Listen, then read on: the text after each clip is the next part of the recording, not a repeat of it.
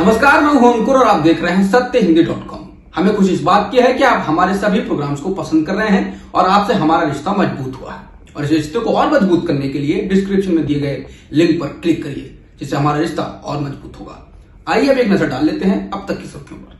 Pegasus मामले में supreme court ने सरकार को तगड़ा झटका दिया है। इसने कहा है कि कथित पेगासस जासूसी कांड की जांच के लिए वह कमेटी का गठन करेगा।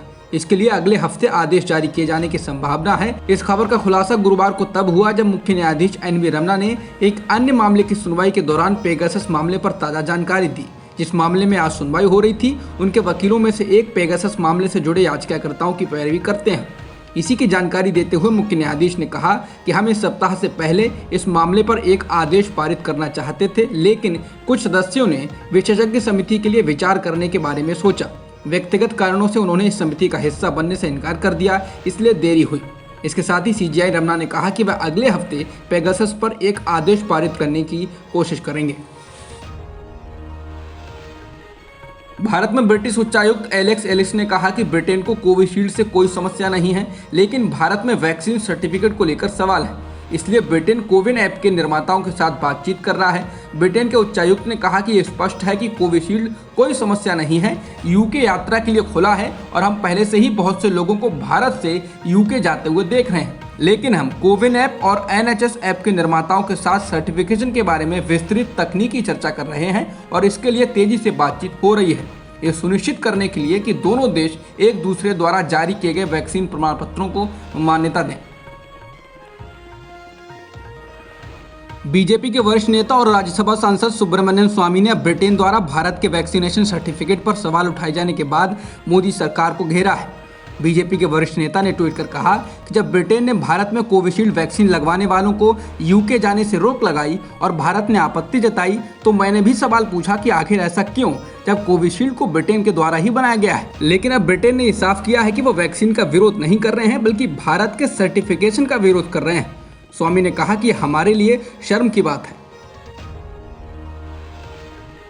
राजधानी दिल्ली में बन रही सेंट्रल विस्टा परियोजना की जद में 5 मस्जिदें और एक मजार आएंगी। दिल्ली वक्फ बोर्ड ने इन्हें बचाने की गुहार दिल्ली हाईकोर्ट से की है।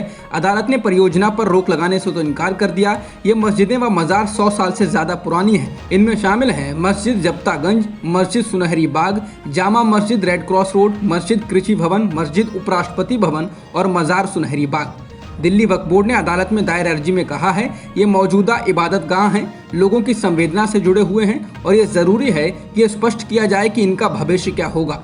हाईकोर्ट ने सुनवाई रोक दी है और अब अगली सुनवाई 29 सितंबर को होगी। सेंट्रल विस्टा परियोजना की जद में आने वाली 5 मस्जिदों और एक मजार को बचाने की गुहार को लेकर जस्टिस संजीव सचदेव ने कहा कि सेंट्रल विस्टा परियोजना पर रोक लगाना मुमकिन नहीं है, क्योंकि सुप्रीम कोर्ट ने उस पर रोक लगाने से इनकार कर दिया है। उन्होंने कहा कि परियोजना की समय सीमा तय है, निर्माण की योजना बनी हुई है, ये पुरानी संरचनाएं हैं, सबको पता है, निश्चित तौर पर इसके लिए कोई व्यवस्था की गई होगी। भारत के प्रधानमंत्री नरेंद्र मोदी क्वाड की बैठक में शामिल होने के लिए गुरुवार को वॉशिंगटन पहुंचे। प्रधानमंत्री मोदी जैसे ही वॉशिंगटन DC पहुंचे, भारतीय अमेरिकियों की भीड़ ने उनका जबरदस्त स्वागत किया। क्वाड की बैठक में शामिल होने के अलावा प्रधानमंत्री मोदी अमेरिकी राष्ट्रपति जो बाइडेन से द्विपक्षीय बातचीत करेंगे और संयुक्त राष्ट्र महासभा को भी संबोधित करेंगे। अमेरिकी राष्ट्रपति ने इसके लिए निमंत्रण दिया है। क्वाड में भारत, अमेरिका, जापान और ऑस्ट्रेलिया शामिल हैं। इस बैठक में कई अहम रणनीतिक बिंदुओं पर बातचीत होगी। पश्चिम बंगाल की भवानीपुर विधानसभा सीट पर 30 सितंबर को उपचुनाव होना है। नंदीग्राम से हारने के बाद यहां से ममता बनर्जी मैदान में हैं। ममता बनर्जी इस इलाके में सभाएं भी कर रही हैं और लोगों से भावुक अपील भी कर रही हैं। ममता बनर्जी ने इकबालपुर की एक जनसभा में कहा कि मेरे लिए एक एक वोट बहुत जरूरी है। अगर आप ये सोचकर वोट नहीं करेंगे कि दीदी तो पक्का जीतेंगी, तो ये बड़ी भूल होगी। ममता बनर्जी ने कहा कि बारिश हो या तूफान आ जाए, घर पर मत बैठे रहना, वोट डालने जरूर आना, नहीं तो मैं आपकी मुख्यमंत्री नहीं रहूंगी, क्योंकि और कोई मुख्यमंत्री बन जाएगा। बिहार सरकार की हर घर नल का जल योजना से नेताओं के परिवारों और करीबियों को जमकर फायदा। द इंडियन एक्सप्रेस ने इसको लेकर रिपोर्ट की है, जिसमें बताया गया है कि इस योजना के तहत उप मुख्यमंत्री तारकिशोर प्रसाद के परिवार और सहयोगियों को ठेके मिलने के अलावा JDU के पूर्व राज्य सचिव अनिल सिंह के परिवार को भी जमकर फायदा पहुंचाया गया है। रिपोर्ट के अनुसार अनिल सिंह के परिवार को लगभग 80 करोड़ रुपए का ठेका दिया गया। अनिल सिंह अभी भी राज्य की राजनीति में एक प्रमुख नेता हैं। वहीं उप मुख्यमंत्री तारकिशोर प्रसाद की बहू, साले और सहयोगियों को 53 करोड़ का ठेका दिया गया। इंडियन एक्सप्रेस के अनुसार करीब 20 जिलों में इसी प्रकार से नेताओं के परिवार और सहयोगियों को ठेके दिए गए हैं। इस सूची में बीजेपी के विधायक विनोद नारायण झा के भतीजे भी हैं, जिनको 2019-20 में जब उनके चाचा पब्लिक हेल्थ इंजीनियरिंग डिपार्टमेंट मंत्री थे तब लगभग 3.5 करोड़ रुपए का ठेका दिया गया था। उत्तर प्रदेश सरकार ने महंत नरेंद्र गिरी की मौत की सीबीआई जांच की सिफारिश की है। 2 दिन पहले ही इस मामले में उच्च स्तरीय जांच की मांगों के बीच योगी आदित्यनाथ ने कहा था कि दोषी बख्शा नहीं जाएगा। तथाकथित सुसाइड नोट मिलने के बाद उनके करीबी शिष्य को भी गिरफ्तार किया गया है। नरेंद्र गिरी की मौत से जुड़े एक के बाद एक कई खुलासे से रहस्य गहराता जा रहा है। इस पर विपक्षी दलों ने दबाव बनाया है और इसी बीच योगी सरकार का ये नया फैसला आया है।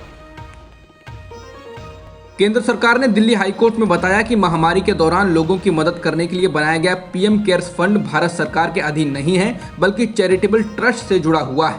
इसमें आने वाला पैसा भारत सरकार की संचित निधि में नहीं जाता है। दरअसल कोर्ट में फंड को लेकर याचिका दायर की गई है, जिसमें मांग की गई है कि पीएम केयर्स फंड को राज्य का घोषित किया जाए और पारदर्शिता बनाए रखने के लिए इसे आरटीआई के अंदर लाया जाए। इसके जवाब में सरकार की ओर से कहा गया है कि पीएम केयर्स फंड को ना तो सूचना के अधिकार यानी आरटीआई अधिनियम के दायरे में पब्लिक अथॉरिटी के रूप में लाया जा सकता है और ना ही इसे राज्य के रूप में सूचीबद्ध किया जा सकता है। पीएमओ में अंडर सेक्रेटरी प्रदीप कुमार श्रीवास्तव ने कहा कि ट्रस्ट पूरी पारदर्शिता के साथ काम करता है और इसके फंड का ऑडिट एक ऑडिटर द्वारा किया जाता है। चीनी विदेश मंत्री वांग यी ने कहा कि अफगानिस्तान के खिलाफ लगे आर्थिक प्रतिबंध समाप्त होने चाहिए और देश पर एकतरफा पाबंदियों को जल्द से जल्द हटा देना चाहिए। चीनी विदेश मंत्रालय ने गुरुवार को एक बयान में कहा, प्रतिबंधों को सौदेबाजी के लिए इस्तेमाल नहीं किया जाना चाहिए। चीनी विदेश मंत्री ने कहा कि अफगानिस्तान के विदेशी मुद्रा भंडार राष्ट्रीय संपत्ति हैं जो देश के लोगों की है और उन लोगों द्वारा ही उपयोग की जानी चाहिए। चीन ने कहा कि अफगानिस्तान पर राजनीतिक दबाव डालने के लिए सौदेबाजी के लिए प्रतिबंधों का उपयोग नहीं किया जाना चाहिए। अब तक की खबरों में इतना ही। बाकी खबरों के लिए बने रहिए सत्यहिंदी.com के साथ। सत्य हिंदी का ऐप डाउनलोड करें गूगल प्ले स्टोर पर।